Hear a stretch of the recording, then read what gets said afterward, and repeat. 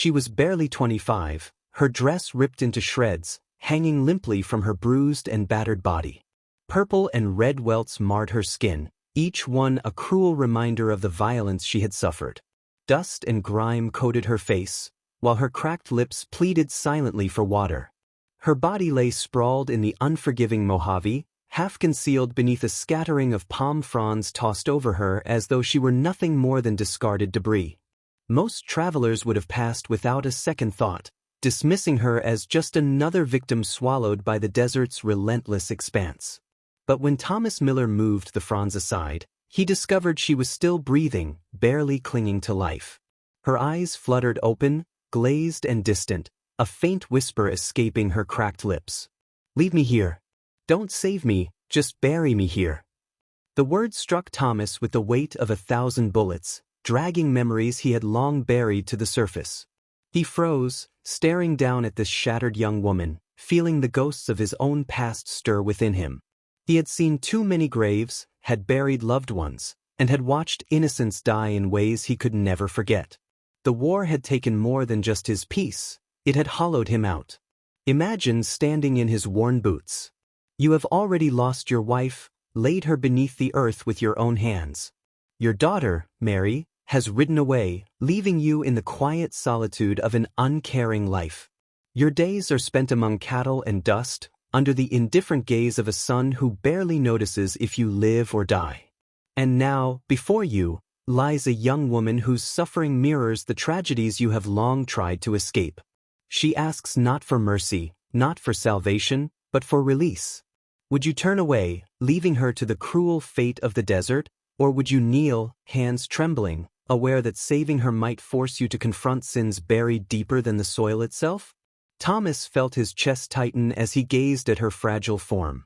The decades of solitude, the dirt and sun-baked weariness, all felt lighter than the unbearable gravity of her plea. He could have walked away. No one would have condemned him. The desert swallows the forgotten every day. Yet something held him there, a reflection of someone he once loved, perhaps, or a final chance at redemption granted by fate itself. Slowly, he lowered himself, gathering her into his arms with gentle care. Every step back to his horse was heavy with the weight of unspoken truths. This was no ordinary encounter. He was not merely carrying a wounded girl. He was cradling the embodiment of past mistakes, the echoes of horrors long suppressed, and the fragile hope of redemption. The journey back to his homestead outside Tucson was slow, each movement measured against the frailty of her body.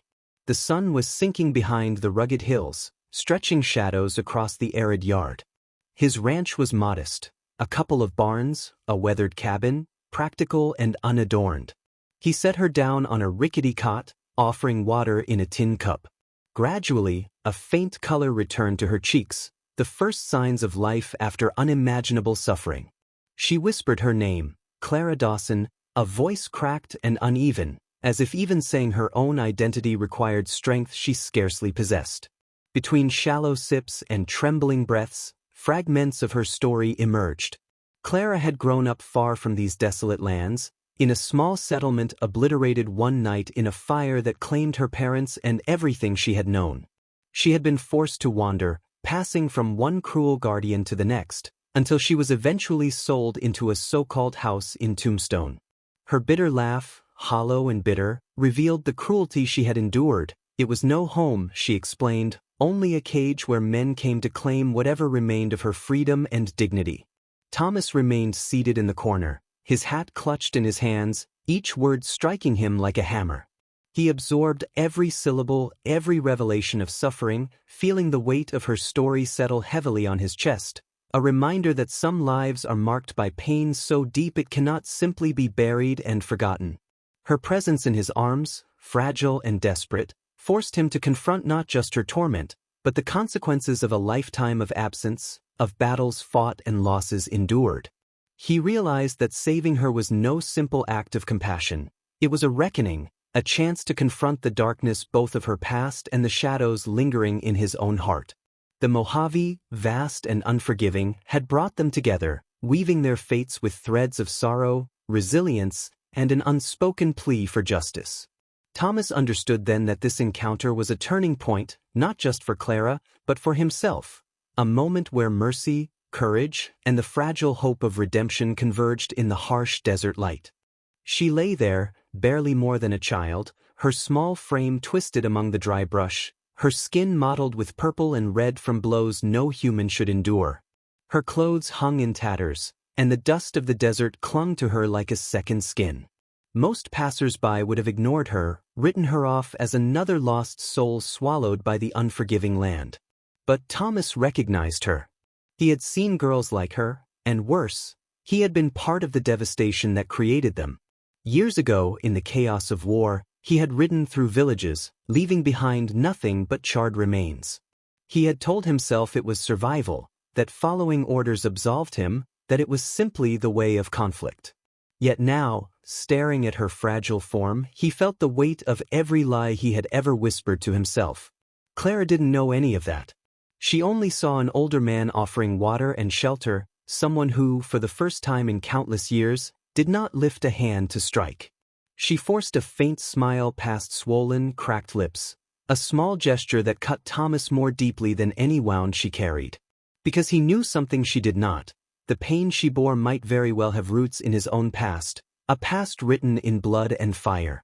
And now comes the uncomfortable truth. What happens when the person who rescues you is also the one who helped ruin your life? That question alone is enough to keep anyone rooted in place. Secrets never remain hidden indefinitely. The quiet life Thomas tried to carve for himself was an illusion. Trouble had a way of finding men who preferred to stay invisible. It was only a few days later that Clara could stand and walk through the small room again. The rhythmic pounding of hooves shattered the early morning silence. Thomas stepped onto the porch, hand resting lightly near the old revolver hanging at his side. A rider slowed to a stop, dust spiraling around the horse's hooves. It was Earl Simmons. In Tombstone, everyone knew the man, tall, hard-eyed, with a reputation built on intimidation and coercion. He made a living from preying on women, dragging them to the so-called houses in town. He swung down from his horse, spat onto the dirt, and gave Thomas a crooked, confident grin. "Where is she?" His drawl carried the lazy arrogance of someone accustomed to getting his way. Thomas said nothing, his gaze hidden beneath the shadow of his hat. Silence hung heavy between them, a weight Earl wasn't used to bearing. Most men he met lowered their eyes, stepped aside. But Thomas Miller remained unmoved. Finally, his voice broke through the tension, low, steady. "She isn't yours anymore."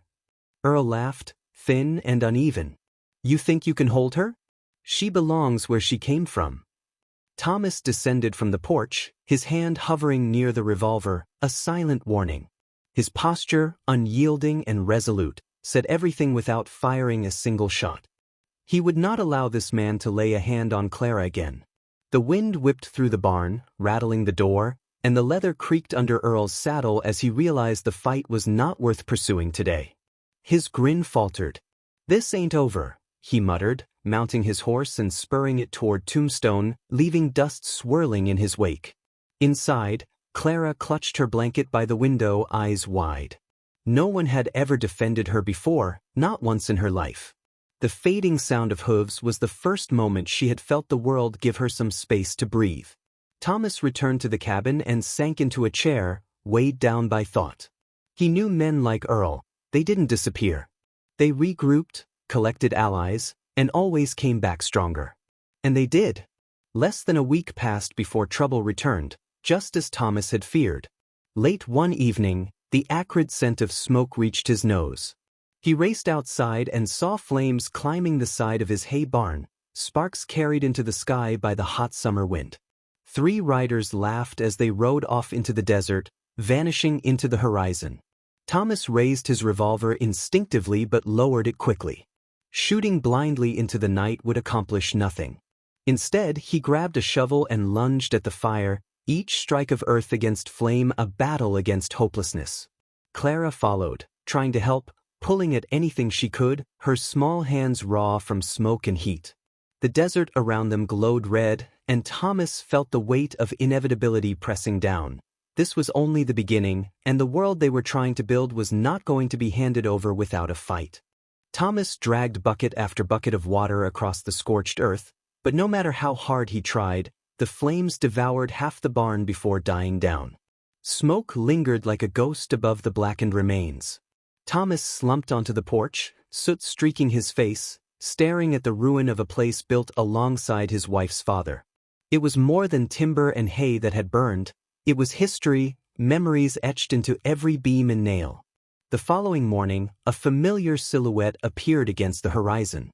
Marshal Henry Callahan rode up slowly, his gray beard glinting in the sun, badge pinned prominently to his vest. Thomas had once fought alongside him in battles long past, and now Callahan's authority commanded respect across the territory. Listening quietly, the marshal absorbed Thomas's account. He shook his head slowly, the weight of experience heavy in his eyes. These men won't stop Tom. Not without someone who holds sway over them. Later, Callahan confronted Earl and his gang in the dim, smoke-laden Tombstone Saloon, where the stench of whiskey mingled with tension. The marshal's voice cut through the haze. You set fire to a man's barn. That blood stains your hands. Step off or you'll answer for it. Even drunk with defiance, Earl knew better than to mock Callahan. One by one, the gang slipped out of the saloon, leaving their drinks behind, acknowledging the marshal's reach. At the ranch, Thomas relayed the encounter to Claire. Relief touched her face, though shadows of doubt lingered. She understood the nature of men like Earl. They never truly surrendered. Some losses could be rebuilt, but some burns lingered beneath the surface. The barn could rise again, yet the ache Thomas carried remained, a quiet smoke in his chest. Claire's safety was temporary, the frontier was never forgiving. Nights were quiet but heavy, filled with the hum of crickets and the cool desert air. Claire began asking about Thomas's past. At first, he evaded her questions, focusing instead on cattle, stars, anything but her gaze. Yet, ghosts of the past had a way of walking beside a man until they were acknowledged. One night, as flames danced in the hearth, Claire shared her own story. A settlement destroyed, torches set, and screams left behind. Thomas stared into the fire, seeing the familiar horrors mirrored in those flickering flames. I was there, he admitted, his voice faltering. I rode with them. I didn't stop it. Silence wrapped the cabin like a heavy blanket. Claire's hands trembled, but she did not look away. In that moment, she glimpsed not just the man who had rescued her from the desert, but also the one who had once watched a world burn without interference. Days passed. Claire's body mended, but her heart carried a new weight. She noticed the gentleness in Thomas, the careful way he moved, the patience in his hands, the respect for her space. Yet even with tenderness, the truth lingered like a scar beneath the skin.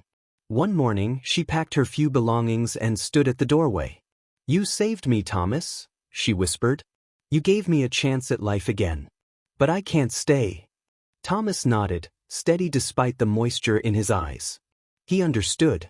Watching her ride into the endless desert felt like reliving the loss of his wife and daughter all over again. Yet as her figure receded, he felt a strange lightness, as if unburdened by the long-hidden truth. The frontier rarely offered tidy endings. Sometimes, the most honest conclusions demanded sacrifice, not comfort. True redemption could lie in protecting another, even if the past could never be undone. If you were Thomas Miller, would you speak the truth, knowing it could cost you the only person who had ever offered genuine kindness? This story reminds us that a man is not defined solely by the worst of his deeds. Sometimes, salvation exists in the courage to let go, in the decision to protect someone else, even when it means losing them.